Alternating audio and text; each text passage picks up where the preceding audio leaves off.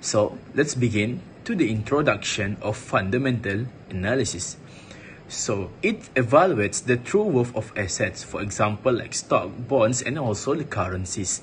Investors analyze financial statement, economic indicators, and market conditions to assess investments in strict value.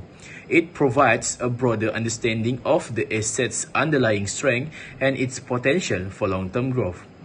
And last is investor aim to make informed decision based on the asset's actual value rather than its current market price. Next is technical analysis.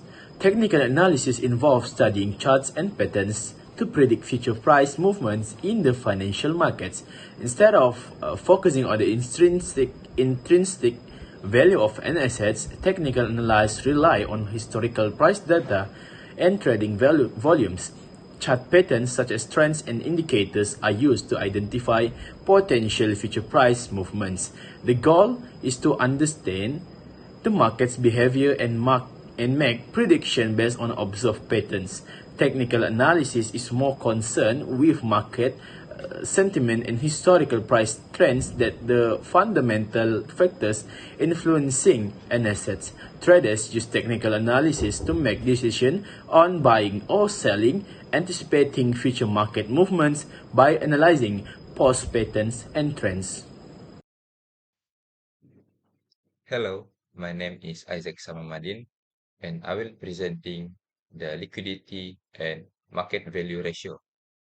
So for liquidity ratio, as we can see on the table, 7-Eleven Malaysia Holding Berhad's liquidity as measured by the current ratio improved slightly from year 2021 to year 2022. In 2021, the current ratio was 0.89, indicating that for every 1 ringgit of current liabilities, the company had 89 cents of current assets available. This value suggests some potential difficulty meeting short-term obligations, as a ratio below 1 generally raises concerns about the company's ability to cover its debts within the next year. However, in 2022, the current ratio increased to 0.96, meaning the company had closer to 1 ringgit of current assets for every 1 ringgit of current liabilities. This improvement represents a stronger liquidity position, although still suggests some tightness in managing short-term finance.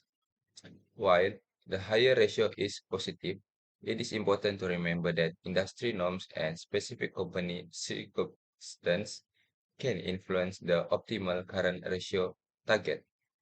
Further analysis into the composition of current assets and liabilities, along with other financial metrics, would be necessary to fully assess the company's financial health and potential risks. So the next is market value ratio. As we can see on the table, the 7-Eleven Malaysia Holding Berhad's performance and investor sentiment between year 2021 and year 2022 can be seen. On the one hand, the company increased its dividend per share from 14 cents to 17 cents, suggesting a growing profitability or a higher commitment to shareholder returns. This could be seen as a positive sign for investors seeking income. However, the price-earning ratio tells a different story. In 2021, the price-earning ratio was 1.53 times, indicating that investors were willing to pay a premium for each unit of the company's earnings. This suggests optimism about the company's future prospects. However, in 2022, the price-earning ratio dropped significantly to 1.01 times, implying that investors became less willing to pay a premium for the company's earnings. This could be due to various reasons, such as slow earning growth, increased competition, or broader market concerns. Therefore, the data presents a somewhat contradictory picture. While the increasing dividend suggests a healthy financial position and commitment to shareholders, the declining price-earning ratio indicates a decrease in investor confidence or a change in investor expectations. The table indicates that 7-Eleven Malaysia Holding Berhad performed better in 2022 compared to 2021. So let's see. In 2021, it earned 2.6% from its assets, but in 2022, it increased to 3.15%. So there is improvement like 0.55%. This means that the company got better at making money from what it owns. Alright, when a company's return on assets ROA goes up, it means that the company is using its resources better to make more money. This is attractive to potential investor because it signals that the company is making more profit with its existing assets. So a higher ROA also suggests potential future growth as the company efficiently uses its resources to generate more income. However, it's essential to consider other financial factors and market conditions to fully understand the company's performance. Alright, similarly, the return on equity ROE of 7-Eleven Malaysia Holding Berhad also has improved from 2021 to 2022. It rose from 32.32% in 2021 to 36.63% in 2022. So there is an increase in 4.31%. So when a company's ROE goes up, it means that the company is using the money invested by its owner more effectively to generate profit. This improvement is positive as it indicates the company is earning more from the funds invested by its owners, potentially attracting more investor to come. So a higher ROE also suggests increased opportunities for growth and competitiveness compared to similar companies. Overall, it's a positive sign that the company is becoming more efficient and competitive in generating profit for its owners. Assalamualaikum and good evening to Madam Anastasia. Salam sejahtera, salam UiTM di hatiku. My name is Elena Dilaila Vinci Ibis. Next, I will explain about leverage ratio. Leverage ratio is a financial metric that measures a company's degree of debt to its equity.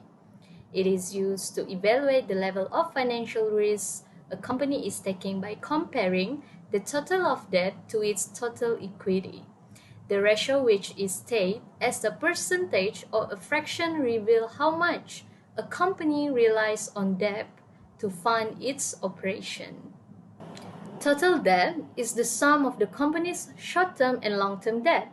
Total equity represents the shareholders' equity, which includes common stock, retained earnings, and other equity components. The table shows that 7-Eleven Malaysia Holding Berhad leverage ratio has increased compared from 2021 413.43% to 2022 459.72%.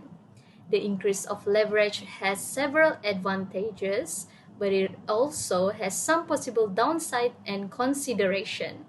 A higher debt to equity ratio shows that a company is more dependent on loan funding, which increase financial risk.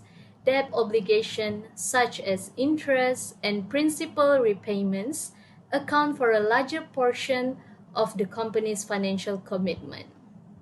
If the company is unable to generate adequate cash flow to meet its debt obligations, it may struggle to service its debt and maintain financial stability.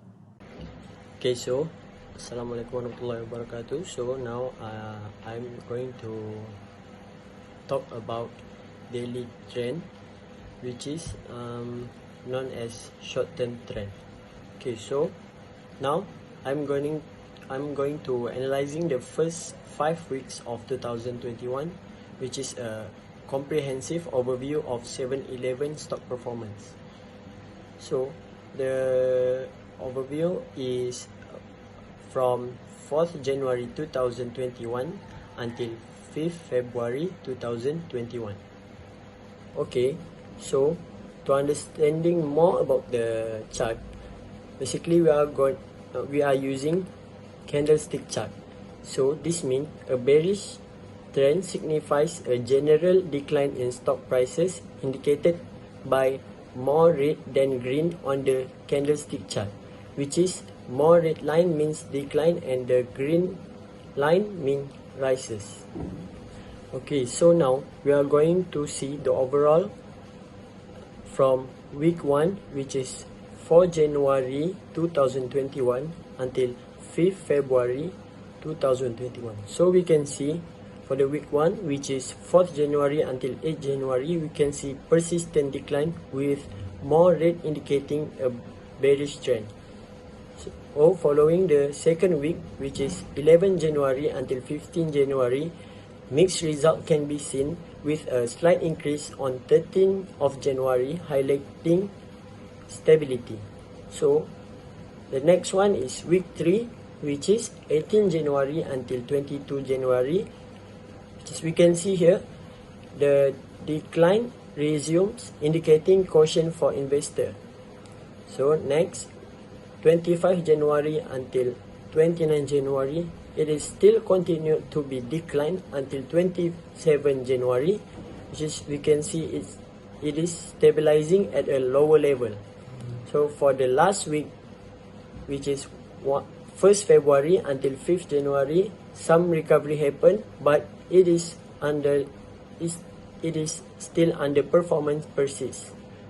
To conclude all the 5 week and the price movement, we can see on 13 January 2021, price is increasing and the stability is still observed with the open price is 1.34 and the closing price is 1.35.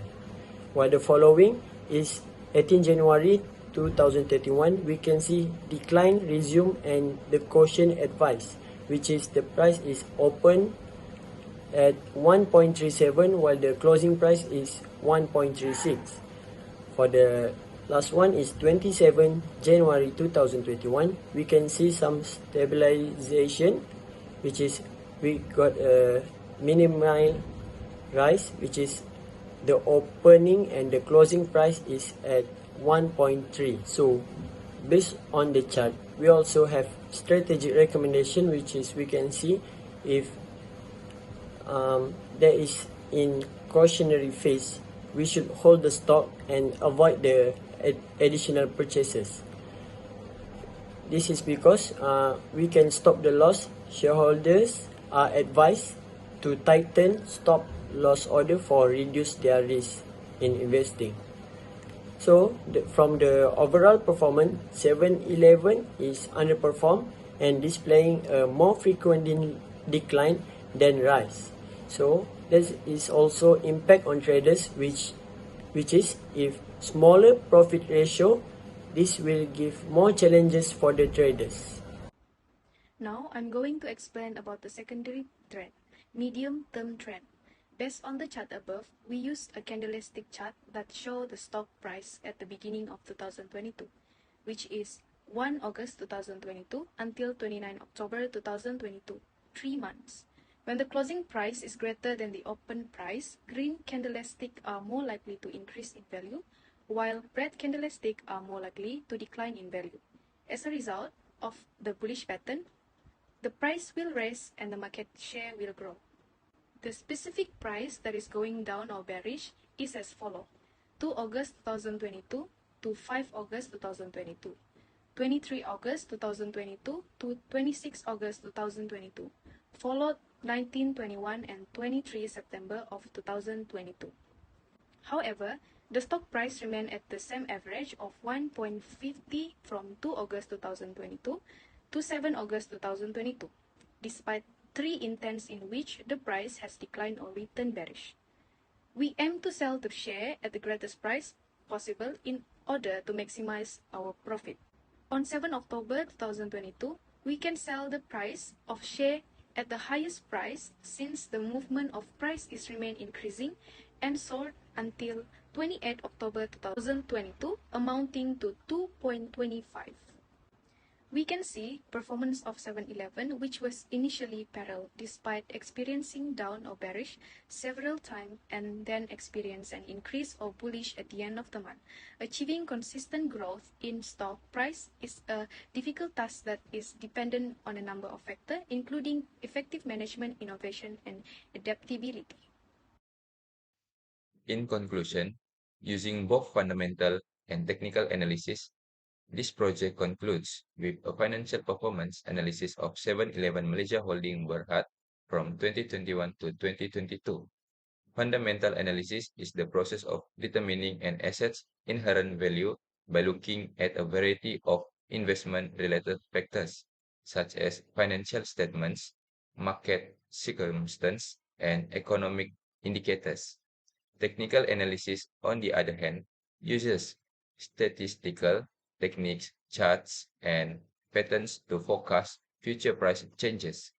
Liquidity ratio, market value ratio, profitability ratio, and leverage ratio are all examined in the report to evaluate the state of the company's finance. According to the report's findings, 7-Eleven Malaysia Holding Berhad's profitability ratios increased and its liquidity somewhat improved between 2021 and 2022. The market value ratio did, however, drastically decline in 2022, suggesting either a decline in investor confidence or a shift in investor expectations. A technical analysis of the company's daily trend is also included in the report. It reveals a bearish trend throughout the first week of January 2021 and a stable trend through the conclusion of the analysis period.